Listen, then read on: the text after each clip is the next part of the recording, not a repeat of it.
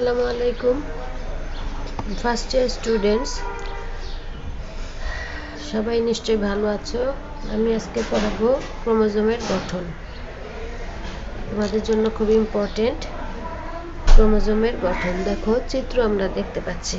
এ হচ্ছে একটি ক্রোমোজোম, এর ভৌত গঠন আজকে আমরা পড়ব। তাহলে একটি ক্রোমোজোম কি কি অংশ নিয়ে গঠিত? এক, ক্রোমাটিড, ক্রোমোনেমা, ক্রোমোমিয়ার,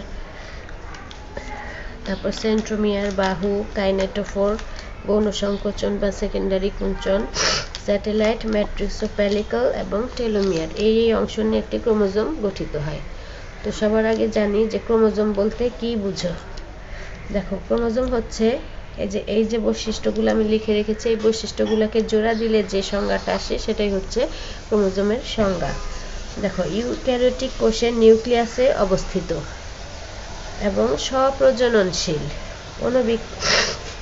অনুলিপন ক্ষমতা সম্পন্ন, বংশগতীয় উপাদান এরা, এবং মিউটেশন, প্রকরণ প্রভৃতি কাজে বিশেষ ভূমিকা পালন করে যে অঙ্গগুলো সেটাকেই বলা হয়েছে, যে অংশ তাকেই বলা হয়েছে ক্রোমোজোম।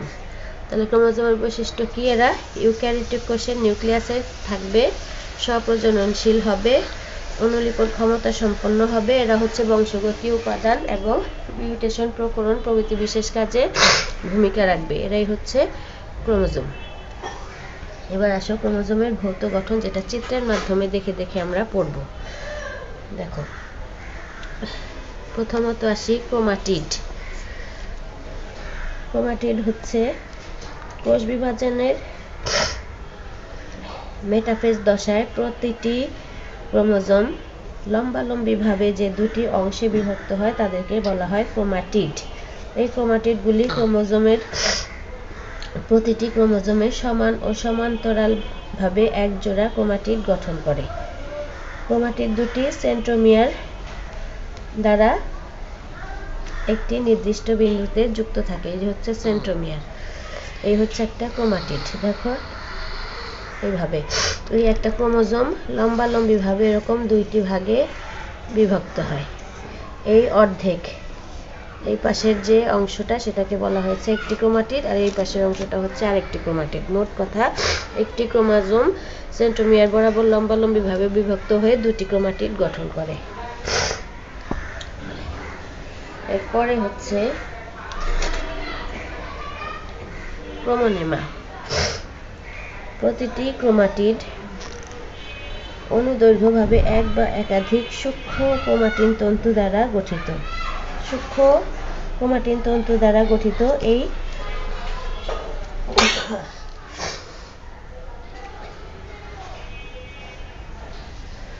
প্রতিটি ক্রোমাটিড অনুদৈর্ঘ্যভাবে এক বা একাধিক সূক্ষ্ম ক্রোমাটিন তন্তু দ্বারা গঠিত। এই সূত্রগুলোকে ক্রোমোনেমা বলে।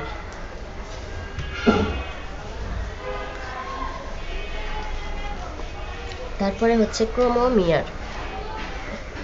প্রত্যেকটি ক্রোমাটিডের গায়ে এরকম পুঁথির দানার মতো গঠন দেখা যায়। এই পুঁথির দানার মতো গঠনগুলোকে বলা হয় ক্রোমোমিয়ার। এরপরে হচ্ছে সেন্ট্রোমিয়ার। দেখো, সেন্ট্রোমিয়ার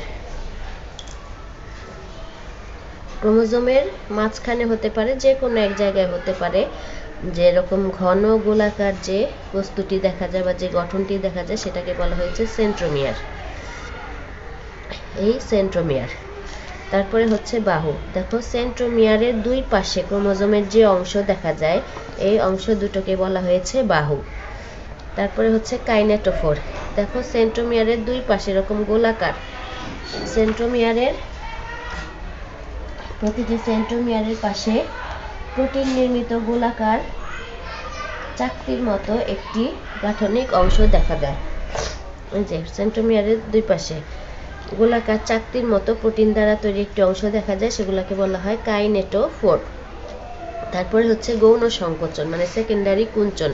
এই সেন্ট্রোমিয়ার ছাড়াও বাহুতে আরও কোনো জায়গায় এক বা একাধিক গৌণ সংকোচন দেখা যায়, এগুলোকে বলা হয় সেকেন্ডারি কুঞ্চন বা গৌণ সংকোচন। তারপর হচ্ছে স্যাটেলাইট। স্যাটেলাইট হচ্ছে কোনো ক্রোমোজোমের এক প্রান্তে গোলাকৃতির অংশ থাকে, যে এগুলোকে বলা হয় স্যাটেলাইট। যে ক্রোমোজোমে স্যাটেলাইট থাকে সেগুলোকে বলা হয় স্যাট ক্রোমোজোম। তারপরে ম্যাট্রিক্স এবং পেলিকল।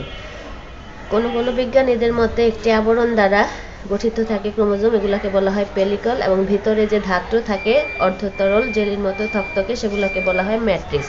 আসলে ইলেকট্রন অনুবীক্ষণ যন্ত্রে এগুলোর কোনো অস্তিত্বই পাওয়া যায়নি। তারপর হচ্ছে টেলোমিয়ার, এর প্রান্তের অংশকে বলা হয় টেলোমিয়ার।